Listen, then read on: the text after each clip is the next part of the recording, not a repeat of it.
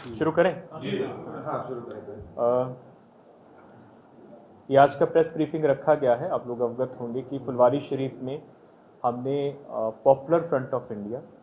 और उसका जो पॉलिटिकल विंग है STPI,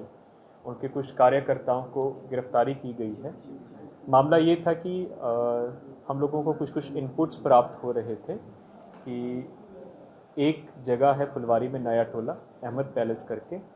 उसके जो मालिक मकान है मोहम्मद जलालुद्दीन, ये पहले झारखंड पुलिस में सब इंस्पेक्टर रहे हुए और वहाँ से सेवानिवृत्त हुए हैं, कि इनके मकान में एक ऑर्गेनाइजेशन, तब तक ऑर्गेनाइजेशन की हम लोगों को जानकारी नहीं थी कि कुछ लोग वहाँ पे मीटिंग्स करते हैं और मीटिंग्स के माध्यम से धार्मिक कठोरता और जिसको हम अंग्रेज़ी में बोलते हैं रेडिकलाइजेशन, वो करने का प्रयास कर रहे हैं। तो इस ऑर्गेनाइजेशन को हम लोग काफ़ी देर से फॉलो भी कर रहे थे और हमारे अलावा जो बाकी सिस्टर एजेंसीज़ हैं, इंटेलिजेंस एजेंसीज़ हैं, उनके पास भी कुछ इनपुट्स थे।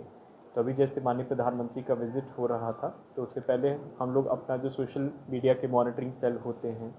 और जो इस तरह के इनपुट्स के ऊपर हम लोग और सघन रूप से जांच करते हैं, तो इसी क्रम में हम लोगों को पता चला कि 6 और 7 जुलाई के बीच में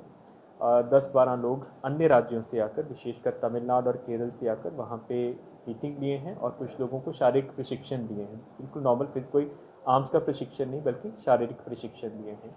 इसी इनपुट के बिना पर फिर उस जो ऑर्गेनाइजेशन है उसका ऑफिस लोकेट किया गया नया टोला में और छापामारी की गई।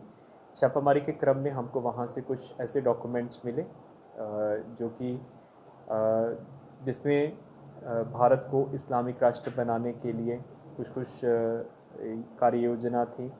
और इस प्रकार की कुछ टिप्पणियाँ थी कि हम लोग किस तरह से जो एक पर्टिकुलर ऑर्गेनाइजेशन है इसका पॉलिटिकली हम कैसे एक्सपेंड करेंगे और किस तरह से धीरे धीरे इस्लामिक राष्ट्र की तरफ हम लोग देश को लेकर जाएंगे।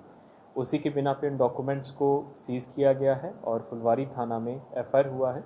कुल 3 लोगों की अभी तक गिरफ्तारी हुई है। उनमें से जो एक हैं अथर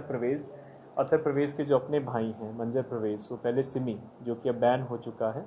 उसके एक्टिव कार्यकर्ता थे और उसमें वो सिमी के सदस्य होने के नाते जेल भी जा चुके हैं। और जो उनके भाई हैं अथर प्रवेश, वो खुद भी पहले सिमी के कार्यकर्ता रहे हुए हैं और सिमी के पूर्व के जो मेंबर्स थे उनके बेलर का काम करते थे। उसके अलावा जो मालिक मकान है जिनके साथ एग्रीमेंट हुआ था मोहम्मद जलालुद्दीन, उनकी गिरफ्तारी की गई है। और तीसरे हैं अरमान मलिक, जो कि इस ऑर्गेनाइजेशन के अब सक्रिय सदस्य हो गए थे और मीटिंग्स ऑर्गेनाइज करवा रहे थे। FIR में कुल 26 लोगों को नामजद किया गया है, जिसमें अधिकांश लोग बिहार के हैं और कुछ लोग बिहार के बाहर के भी हैं, कर्नाटक के हैं, और उनकी प्रति साक्ष्य संकलन की कार्रवाई की जा रही है। और अभी तक जो अनुसंधान, अभी तो अनुसंधान बिल्कुल प्रारंभिक स्टेजेस पर है। जो पता चला कि ऑर्गेनाइजेशन बेसिकली मोबिलाइज़ करती थी, मस्जिद में और मदरसा में यूथ्स को मोबिलाइज़ करते थे और कठोरता की तरफ, जिसको हम अंग्रेज़ी में रेडिकलाइजेशन बोलते हैं, उसके लिए ये लगातार कार्यशील थे। इसका जो मॉडस था कि ये लोग जैसे शाखा होती है, RSS अपनी शाखा ऑर्गेनाइज करते हैं और लाठी की ट्रेनिंग देते हैं, उसी तरह से ये लोग शारीरिक प्रशिक्षण, फिजिकल एजुकेशन के नाम से लोग अपने यूथ्स को बुला के और उनको प्रशिक्षण दे रहे थे और उसी के साथ ही जो अपना एजेंडा है और प्रोपेगेंडा है उनके माध्यम से यूथ्स को ब्रेन वॉश करने का काम कर रहे हैं। आज जिस तरह पटना के SSP के द्वारा ये बयान दिया गया कि संघ और PFI में बहुत फर्क नहीं है, ये अत्यंत दुर्भाग्यपूर्ण है और इस तरह के बयान के लिए बिहार की सरकार किसी भी हालत में ऐसे ऑफिसर पर बर्दाश्त नहीं करेगी। और मैं भी डिमांड करता हूं माननीय मुख्यमंत्री जी से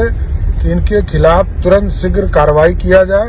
और तुरंत पटना के SSP से इसको हटाने का निर्देश देने की कृपा करें, क्योंकि बिहार में या देश में जिस तरह संघ के द्वारा लगातार